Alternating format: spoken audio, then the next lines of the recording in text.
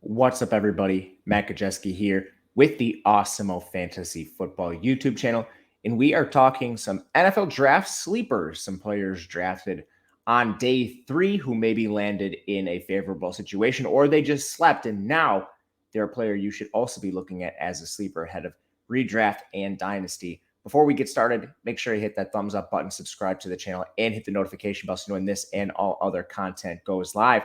We're also brought to you today by Underdog Fantasy. And if you've never heard of Underdog, they have all kinds of contests available to you.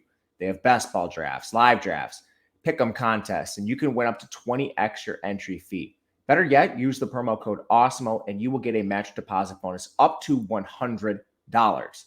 Make sure to check out Underdog Fantasy today. Diving into the post-draft sleepers day 3 picks with some favorable landing spots.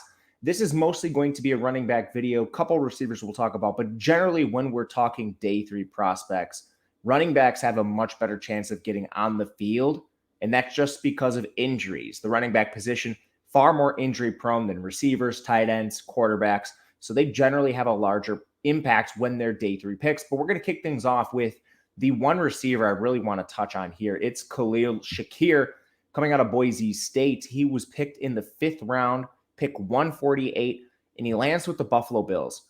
First and foremost, he is a player that fell a little bit. I mean, this guy has almost everything you could possibly want. 6 feet tall, 195 pounds. So he has a solid build for his size, and he's athletic. 4.43 40-yard dash, still pretty young, 22 years old, and he's coming out of Boise State. Now, the production wasn't always there, but he produced still pretty early on in his career. At age 19, he had 872 receiving yards in the COVID shortened season, 719 yards. That's over 100 yards per game. And then 1,117 yards this year with Boise State.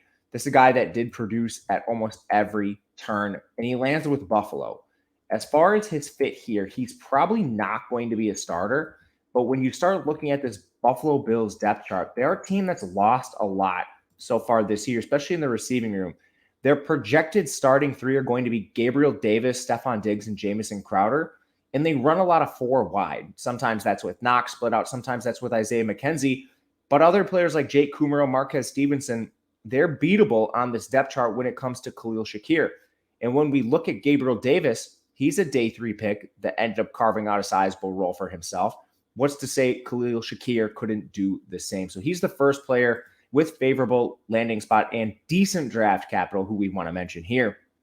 Next up, we're going to talk Damien Pierce, running back out of Florida, lands with the Houston Texans. He's a 4th round pick 107. So this is very early on in the 4th round. Also 22 years old, but he is 5'10", 218 pounds, somewhat athletic with a 4.59, 40-yard dash, 35-inch vertical. Those are all suitable for Pierce, but the production with him was always a little bit lacking. He never had more than 600 rushing yards in any of his 4 seasons. That's going to be a big issue here when we look to the future. The fortunate thing is with this depth chart for Houston, there's just nobody of note ahead of him. The current depth chart has Marlon Mack, Rex Burkhead, and now Damien Pierce. So even with an injury and perhaps without, this is a guy that could carve out a role for himself. He was excellent from a force missed tackle perspective. He was generating a lot of them with Florida. Just didn't have as many opportunities for one reason or another, but he's going to be a late round pick. Make sure to keep him on your radar. Next up, Isaiah Spiller, falling a lot more than people thought. 4th round pick 123 to the Los Angeles Chargers. He wasn't even picked on day 2. Most people had him as their RB3 in this class. Good size. He's 6 feet tall, 217. And the reason he wasn't picked on day 2 is the athleticism.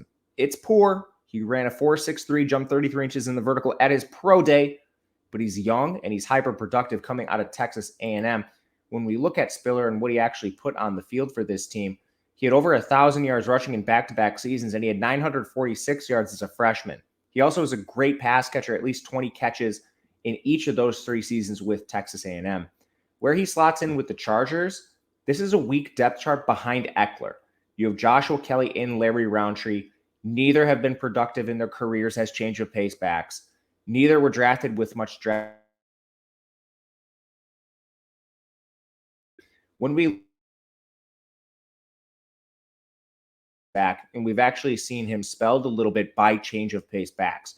So Spiller, at the very least, could be working into the game, just a handful of carries here and there. And if Eckler were to go down, he could see his role skyrocket with the Los Angeles Chargers, the hyper-productive offense.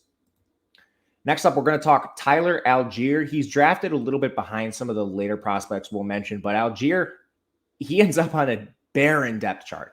So this is the Falcons' 5th-round pick here. Algier came off the board, pick 151. He has great size, 5'11", 224. Not the best athleticism, 4.6 40-yard dash, but he is plenty big to make up for it.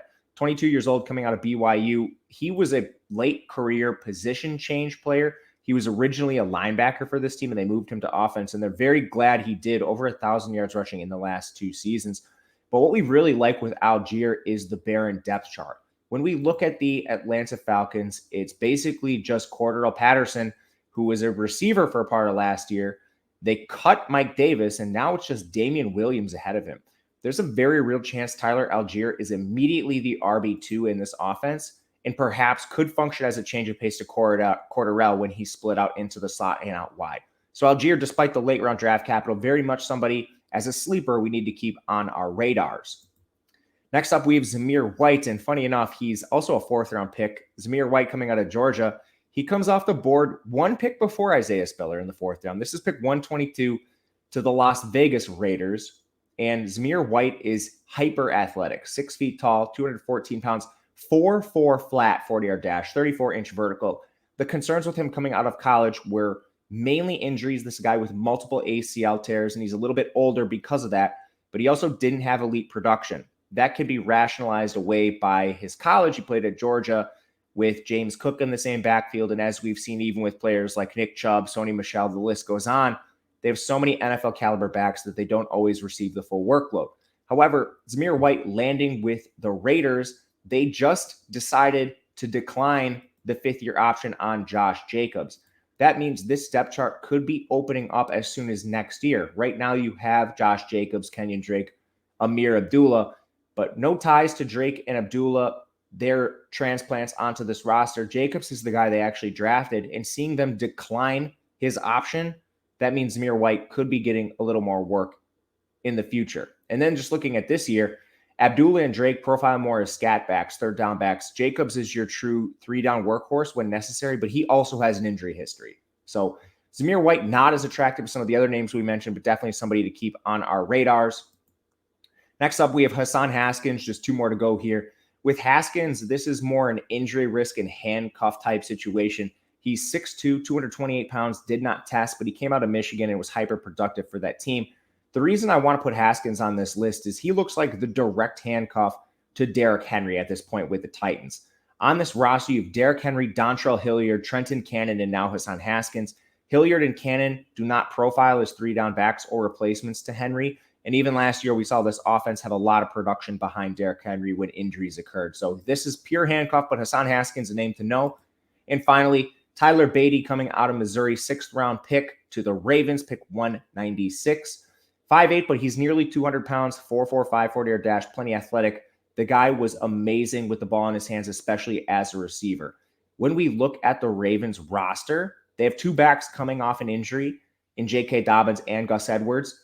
Justice Hill was the 3rd back for portions of last year alongside the slew of free agents they brought in, Devontae Freeman, etc.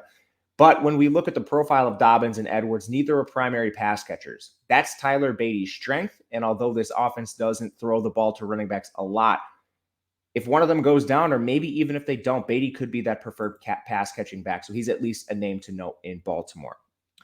Let me know who your favorite sleepers were from day 3 of the NFL draft, their landing spots, and what you like about them in the comment section.